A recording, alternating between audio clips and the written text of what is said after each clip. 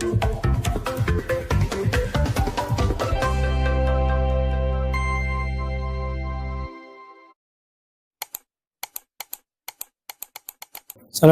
warahmatullahi wabarakatuh. Innal hamdalillah nahmaduhu wa nasta'inuhu wa nastaghfiruhu wa na'udzu billahi min sururi anfusina wa min sayyiati a'malina may yahdihillahu fala mudhillalah wa may yudlil fala hadiyalah. Asyhadu an la ilaha illallah wahdahu la syarikalah wa asyhadu anna Muhammadan abduhu wa rasuluhu la nabiyya ba'dah. Allahumma shalli ala sayyidina Muhammad wa ala ali sayyidina Muhammad. Qala Rasulullah sallallahu alaihi wasallam, talabul ilma faridatun ala kulli muslimin wa muslimat. Mencari ilmu itu hukumnya wajib bagi seorang muslim, baik itu laki-laki maupun perempuan. Semoga malam hari ini kita dicatat oleh Allah Subhanahu wa taala sebagai upaya kita menggugurkan kewajiban sebagai seorang mukallaf, sebagai orang muslim untuk menjalankan perintah yang disampaikan oleh Allah melalui Rasulullah sallallahu alaihi wasallam. Amin ya rabbal alamin. Dan semoga pengajian malam hari ini juga bisa mendapatkan ilmu yang berkah, ilmu yang manfaat, yakni ilmu yang bisa menjadi wasilah dan penyelamat kita baik untuk kehidupan dunia maupun kehidupan akhirat. Amin ya rabbal alamin. Bismillahirrahmanirrahim. Qala al-musannif rahimallahu wa nafa'na bi'ulumihi fid dharain. Amin ya rabbal alamin. Wa an Umar radhiyallahu anhu annahu qabbala al-hajar wa qala inni a'lamu annaka hajarun la tadurru wa la tanfa'u walaula anni ra'aitu Rasulullah sallallahu alaihi wasallam yuqabbiluka ma qabbaltuka. Muttafaqun alaih. Ini masih terkait dengan hadis yang menjelaskan tentang cara orang melaksanakan ibadah haji. Hadis yang ke-764 kalau di dalam kitab Bulughul Maram, yakni hadis dari Sayyidina Umar radhiyallahu anhu bahwa Sayyidina Umar mencium Hajar Aswad. Waqala, lalu dia berkata, inni a'lamu annaka hajarun la tadurru wa la tanfa'u. Sesungguhnya saya tahu, kata Sayyidina Umar, sesungguhnya saya tahu bahwa kamu itu batu. La tadurru wa la tanfa'uhu. Tidak memberikan dampak apapun, baik negatif maupun positif. Tidak ngaruh. Saya tahu bahwa kamu itu hanya sekedar batu, tidak ngaruh apapun. Apakah itu akan membahayakan diri saya, berpengaruh pada hal negatif, au tanfa'u, atau memberikan kemanfaat, dampak positif bagi saya? Tidak ada, kata Sayyidina Umar. Walaula anni ra'aitu Rasulullah sallallahu alaihi wasallam yuqabbiluka. Seandainya saja saya tidak melihat Rasulullah mencucuk atau mencium kamu, maqabbaltuka, maka saya tidak akan pernah mencium kamu. Jadi ini menarik gitu ya, terkait dengan prinsip akidah, prinsip keyakinan terkait dengan ibadah atau kegiatan ibadah di dalam haji. Seandainya tidak memberikan atau menanamkan keyakinan penuh kepada dirinya, boleh jadi akan membuat satu pandangan yang keliru. Sama seperti hanya orang yang misalnya melaksanakan kegiatan-kegiatan yang sangat tipis sekali atau bahkan lebih banyak peluang untuk disalah tafsirkan, disalahpahami, sehingga bisa menimbulkan suatu penafsiran atau bahkan keyakinan pada diri kita terkait dengan sifat yang sangat tidak dipuji. Apa itu? Kemusyrikan. Ini adalah tidak memiliki pengaruh apa-apa. Tetapi yang ia lakukan untuk mencium itu tidak lain hanyalah karena mengikut terhadap apa yang disampaikan yang dilakukan oleh Rasulullah Shallallahu Alaihi Wasallam. Itu yang namanya ittiba'us sunnah, mengikuti terhadap sunnahnya kanjeng Nabi. Ada suatu cerita misalnya khasiatnya habbatus sauda. Ada orang yang penyakit kusta. Seluruh dokter pada waktu itu menyatakan bahwa penyakit ini divonis tidak ada obatnya. Tapi dia yakin betul terhadap apa yang disampaikan oleh Rasulullah qaulan wa fi'lan, baik itu ucapan maupun perbuatan. Ada satu ucapan yang dikatakan oleh kanjeng Nabi bahwa habbatus sauda itu adalah obat bagi segala penyakit. Dia punya keyakinan itu. Sehingga dia tanya, kenapa kamu tidak mengobati penyakit kamu? Lalu dijawab oleh orang tersebut, karena semua dokter sudah menyatakan bahwa penyakit yang diderita saya ini tidak ada obatnya, maka percuma saya berobat kemanapun dengan obat apapun. Saya pasrah tinggal menunggu ajal saja. Tapi kata siapa? Para dokter itu bohong, para dokter itu keliru. Sebab apa? Sebab ada kata-kata Rasulullah, ada ucapan Rasulullah Shallallahu Alaihi Wasallam yang mengatakan bahwa habbatus sauda itu adalah obat dari segala penyakit. Lalu kemudian diracik oleh orang itu, diborekan, dilumur-lumurkan ke seluruh tubuhnya. Dalam jangka 1 jam, kemudian kulitnya mengklotok dan kemudian menjadi sembuh. Akhirnya dia kaget. Dan seluruh para dokter itu mengakui betapa hebatnya orang ini mempercayai terhadap apa yang disampaikan oleh kanjeng Nabi Muhammad SAW. Artinya apa? Dia teguh yakin betul terhadap bahwa hadis itu, ucapan itu benar dari Rasulullah. Itu yang pertama. Meyakini bahwa ada ungkapan yang betul bersumber dari kanjeng Nabi. Karena ungkapan yang benar-benar dari kanjeng Nabi itu pasti tidak berbohong. Apa yang disampaikan oleh kanjeng Nabi apapun itu tidak ada nilai bohongnya. Ada orang yang meyakini bahwa ada satu hadis yang dia hafal betul, tapi dia diyakini bahwa ini memang benar dari kanjeng Nabi. Dengan keyakinan itu ternyata bisa merubah terhadap situasi, dan nyatanya benar bahwa habbatus sauda ternyata menjadi obat bagi segala penyakit. Itu atas keyakinan. Nah, Sayyidina Umar juga ingin memperteguh bahwa apa yang dilakukan oleh dirinya bukan atas tunduknya dia terhadap Hajar Aswad itu, tetapi karena justru ia lakukan mengikut terhadap apa yang disampaikan atau yang dilakukan oleh Rasulullah Shallallahu Alaihi Wasallam. Nah, itu terkait dengan ibadah, rangkaian ibadah dalam haji yang tahapannya itu dalam tahapan tawaf, mencucup Hajar Aswad. Hadis selanjutnya, wan Abi Tofil radhiyallahu anhu qala ra'aitu Rasulullah sallallahu alaihi wasallam yatufu bil bait wa yastalamu ar-rukna bimahjanin ma'ahu wa yuqabbalu al-mihjan, rawahu Muslim. Dari Abi Tufail radhiyallahu anhu, dia mengatakan bahwa dia melihat saya melihat Rasulullah sallallahu alaihi wasallam yang termuter di Ka'bah.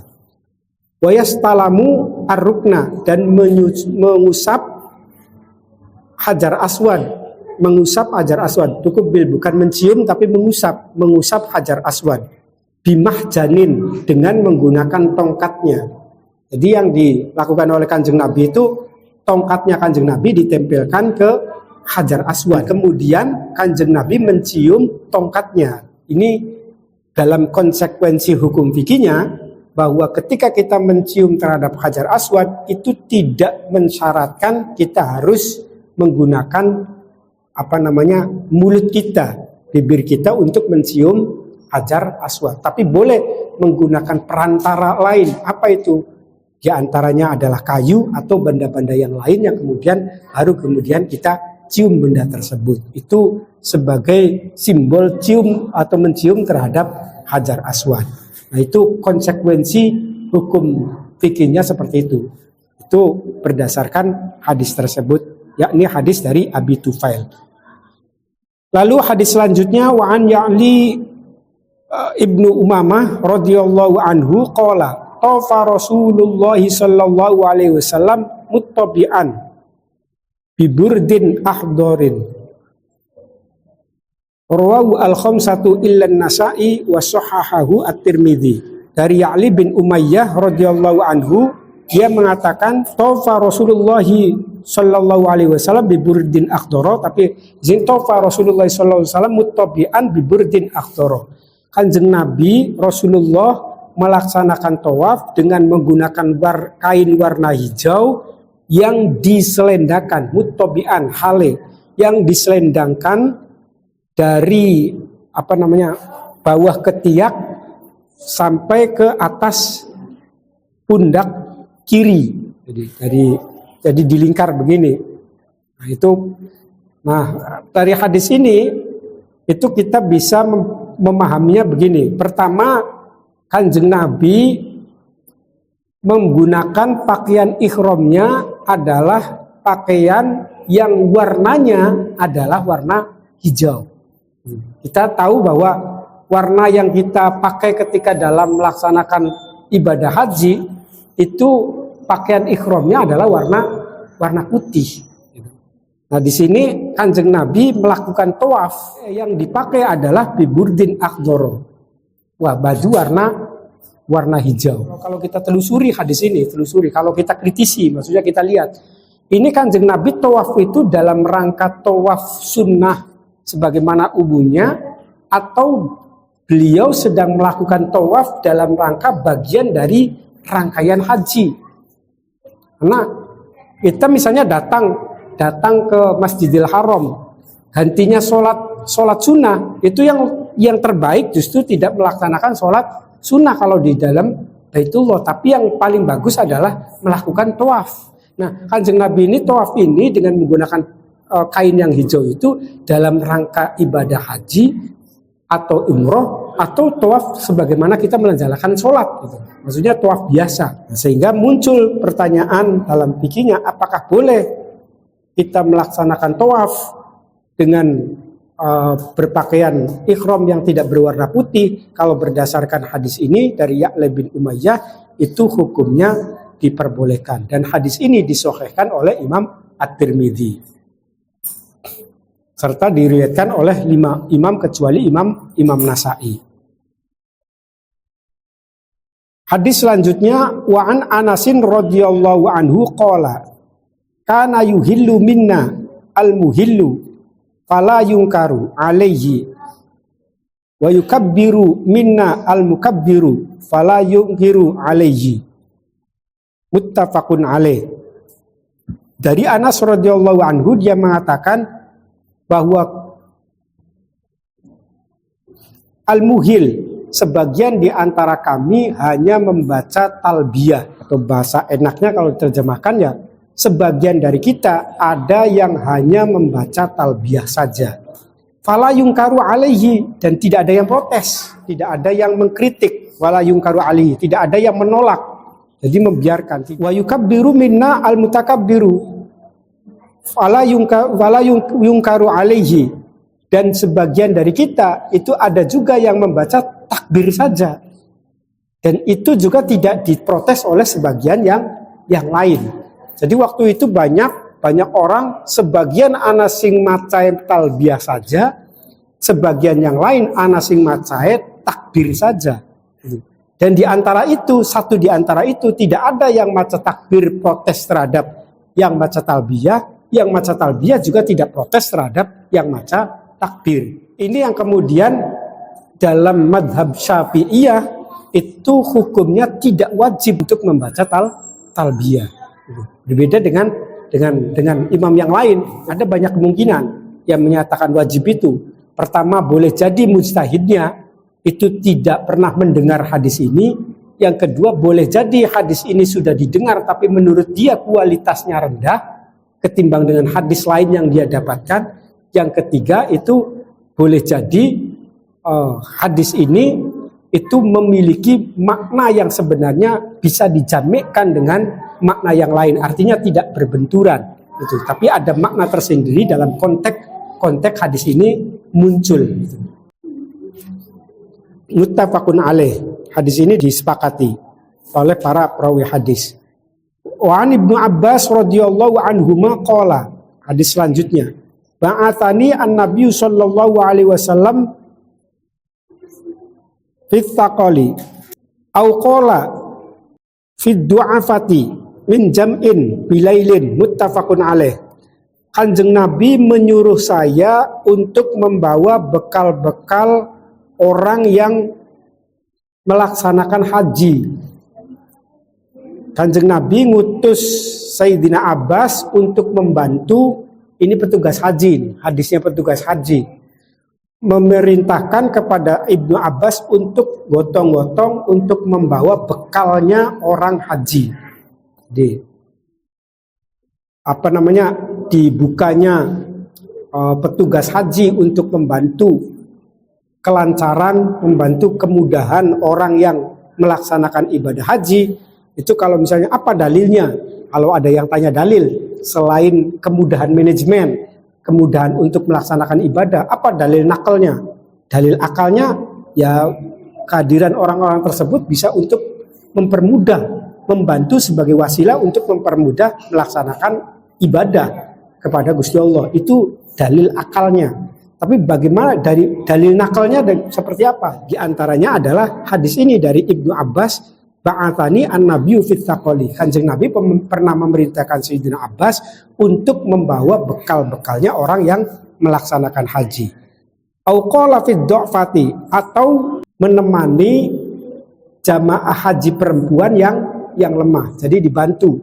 Jadi disuruh bantu membawa barang-barangnya orang haji, atau nuntun jamaah haji perempuan yang sudah tidak kuat atau yang lemah kan, atau mendorong kursinya dan seterusnya. Menyiapkan terhadap petugas-petugas haji itu, menyediakan anggaran untuk petugas haji, kemudian membuka seleksi dan seterusnya untuk kegiatan haji. Di antaranya itu berdasarkan hadis dari Sayyidina Ibnu Abbas radhiyallahu anhuma. Hadis selanjutnya, wa an Aisyah radhiyallahu anha qalat istadzanat saudatun Rasulullah sallallahu alaihi wasallam lailatal Muzdalifah an tadfa'a qablahu wa kanat stabtatun yakni thaqilatun fa'adzina laha muttafaqun alaih. Dari Aisyah radhiyallahu anha, beliau mengatakan Sayyidah Saudah izin kepada Rasulullah. Izin untuk apa? Lailatal Muzdalifah, untuk nginap di Muzdalifah. Antad fa'aqoblahu, dengan tujuan agar dia bisa lebih dulu pergi ke Mina sebelum Kanjeng Nabi berangkat. Kebetulan Saudah itu adalah perempuan yang lemah fisiknya tidak bugar lagi. Fa'adzana lahu, maka Kanjeng Nabi mengizinkannya. Muttafaqun alaih. Maknanya adalah lidorurah, karena posisinya karena sudah tua, atau nanti akan bisa menghasilkan tidak harus bersamaan dengan rombongan. Mendahulukan yang terpenting ada kegiatan nginep di Muzdalifah, mabit di Mina itu sudah selesai. Tidak harus dengan waktu yang begitu panjang misalnya. Itu konsekuensi fikihnya nanti seperti itu. Wa Ibnu Abbas radhiyallahu anhuma wallahu a'lam bishawab. Al-Fatihah. A'udzubillahi minasyaitonir rajim. Alhamdulillah. Ar-Rahman. Iyyaka na'budu. Shiratal ladzina an'amta 'alaihim. Assalamualaikum warahmatullahi wabarakatuh.